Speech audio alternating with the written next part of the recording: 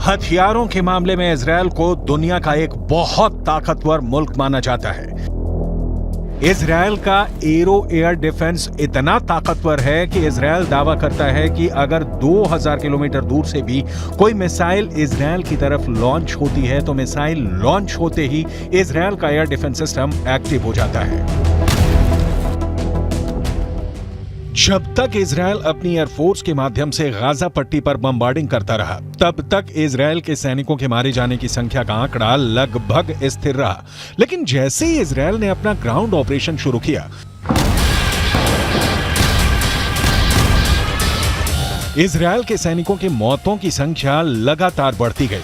लेकिन अब जो समाचार फिलिस्तीन के अखबार छाप रहे हैं, उससे ऐसा लग रहा है कि इजरायल की सेना और इजरायल की सरकार इजरायल के सैनिकों की मौत के आंकड़ों को छुपा रही है।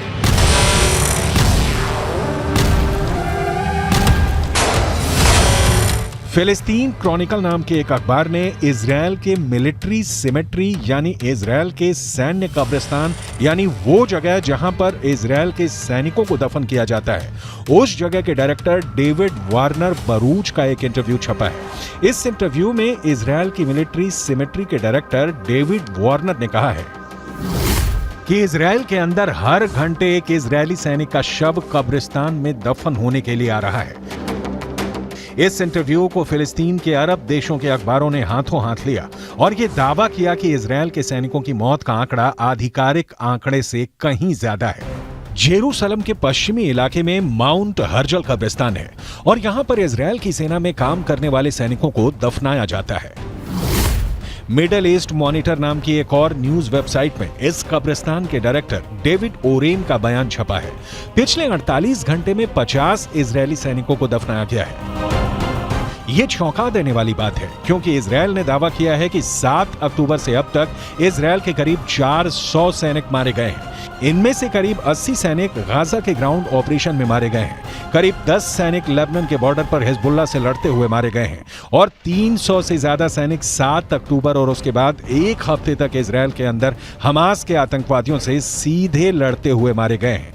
लेकिन फिलिस्तीन के अखबारों का दावा है कि ग्राउंड ऑपरेशन में इजरायल के सैनिकों के मारे जाने की संख्या आधिकारिक आंकड़ों से कहीं ज्यादा है।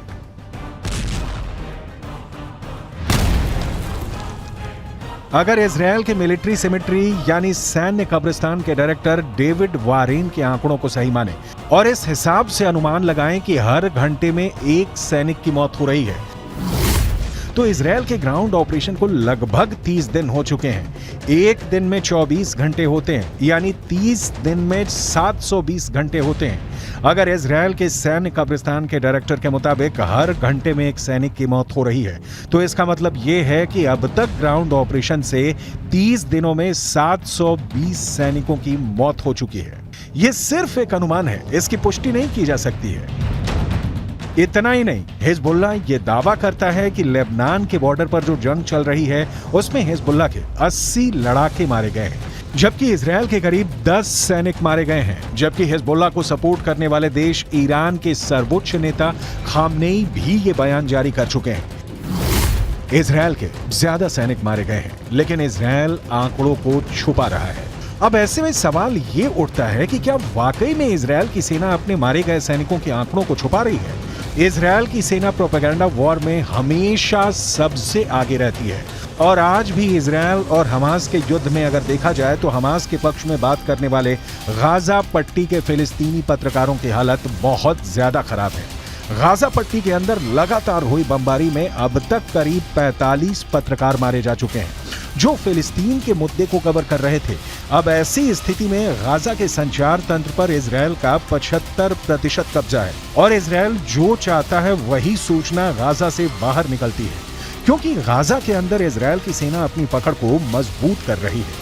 और जहां तक इजरायल के सैनिकों के मारे जाने की संख्या का सवाल है, तो यहां एक और बात जाननी जरूरी है कि इजरायल की डिफेंस फोर्स खुद को एक सुपीरियर आर्मी यानी सर्वश्रेष्ठ सेना की तरफ प्रस्तुत करती है और ऐसे में वो कभी नहीं चाहेगी कि वो अपने सैनिकों की मौत के ऐसे आंकड़े पेश करे जो दुश्मनों के मुकाबले ज्यादा हो। लेकिन यहाँ पर नोट करने वाली बात यह भी है कि इजरायल की ये सैन्य नीति है कि वो हमेशा दुश्मन के 10 गुना आदमी ज्यादा मारता है और अब तक के आंकड़ों पर गौर करें तो गाजा के अंदर 15,000 से ज्यादा लोग मारे जा चुके हैं और करीब 7,000 लोग मलबे में दफन हैं।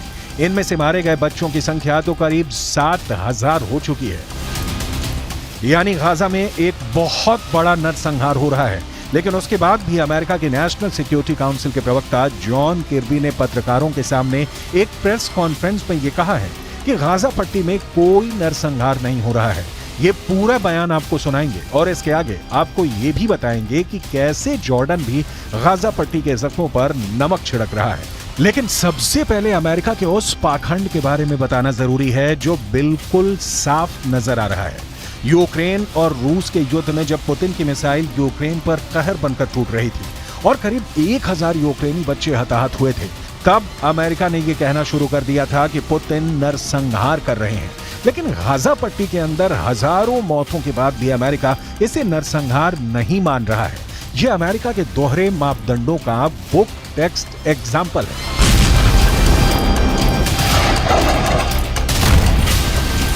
Hamas wants, make no mistake about it, is genocide. They want to wipe Israel off the map. They've said so publicly, more than one occasion. In fact, just recently. And they've said that they're not going to stop. What happened on the 7th of October is going to happen again and again and again. And what happened on the 7th of October?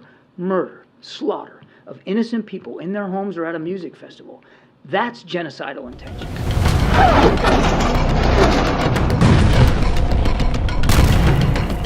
Malaysia के प्रधानमंत्री अनवर इब्राहिम ने कहा है कि Ukraine की घटनाओं को नरसंहार मानना और गाजा पट्टी की मौतों को नजरअंदाज करना वैश्विक पाखंड है। दूसरी तरफ अगर देखा जाए तो अब तक गाजा पट्टी के अंदर 30,000 से ज्यादा लोग घायल हैं और गाजा पट्टी के अस्पतालों की हालत क्या है ये पूरी दुनिया को नजर आ रही है। जॉर्डन ने गाजा पट्टी के घायल लोगों के लिए इजिप्ट के अंदर एक फील्ड हॉस्पिटल बनाया है। किंग अब्दुल्ला के बेटे खुद इस अस्पताल की निगरानी करने के लिए गए। लेकिन आपको जानकर हैरानी होगी कि इस फील्ड हॉस्पिटल में मात्र 40 बेड हैं, जबकि गाजा के अंदर 30,000 से ज्यादा लोग घायल हैं। और इन हालातों में एक फील्ड हॉस्पिटल में मात्र 40 बेड का इंतजाम लोगों के साथ एक क्रूर मजाक है। بس اهم شيء المعنويات تضل عاليه ان شاء الله ان شاء الله احنا زي ما بنعرف الجيش العربي ما شاء الله احنا دائما بنقوم بالواجب واقل شيء بنقدر نعمله انه نحاول نساعد اخواننا في غزه وفلسطين فاكيد بدنا نعمل اكثر دائما بس انتم ما شاء الله يعني فرصه انكم تساعدوا الناس ونقدم الشيء اللي هم محتاجين ان شاء الله احنا كلنا فخورين فيكم وراح نتابع كل الامور اول باول اهم شيء التنسيق بيناتكم والمعنويات تضل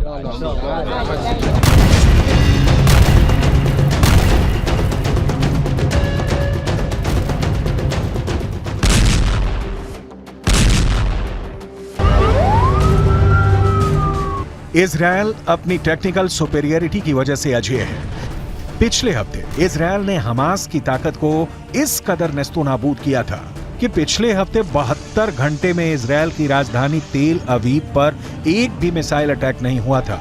और जब सोमवार को तेल अवीव पर एक मिसाइल अटैक हुआ तो जहां से मिसाइल अटैक हुआ उस रॉकेट लॉन्चर को भी गाजा के अंदर जाकर इजरायल ने तबाह कर दिया। ये इजरायल की ताकत है। हमास के प्रवक्ता अबू उबैदा की माने तो हमास के लड़ाकों ने इजरायल के 350 से ज्यादा बख्तरबंद गाड़ियां और टैंकों को उड़ा दिए हैं। हमास का दावा तो ये है कि इजरायल के 150 मरकाबा टैंक उड़ा दिए गए हैं। हमास तस्वीरें भी जारी कर चुका है, लेकिन फिर भी हमास की पकड़ गाजा से इसलिए ढीली पड़ चुकी है क्योंकि हमास के बड़े बड़े हेडक्वार्टर्स पर इजरायल ने टैंक चढ़ा दिए हैं। इजरायल ही नहीं, अल शिफा अस्पताल में काम कर चुके डॉक्टर भी ये मानते हैं कि अल शिफा में हमास का हेडक्वार्टर हो सकता है। टाइम्स ऑफ इजरायल अखबार ने यह दावा किया है कि फ्रांस 24 नाम के एक न्यूज चैनल पर एक ब्रिटेन के डॉक्टर ने इंटरव्यू दिया है। इस डॉक्टर ने 3 साल तक अल शिफा अस्पताल के अंदर काम किया था। गाजा के अल शिफा अस्पताल में काम करने वाले इस ब्रिटिश डॉक्टर का दावा है कि अल शिफा अस्पताल में कई ऐसी जगहें थीं जहां पर उसे जाने के लिए मना किया गया था। ये कहा गया था अगर वो वहां प्रतिबंधित क्षेत्र में जाएगा तो उसे गोली लग सकती है। टाइम्स ऑफ इजराइल ने दावा किया है कि अल शिफा अस्पताल के अंदर हमास का हेडक्वार्टर होने का दावा करने वाले ब्रिटिश डॉक्टर ने अपना नाम नहीं बताया है, क्योंकि उसे डर है कि ऐसा करने पर गाजा के अंदर मौजूद उसके सहयोगियों को हमास मार सकता है।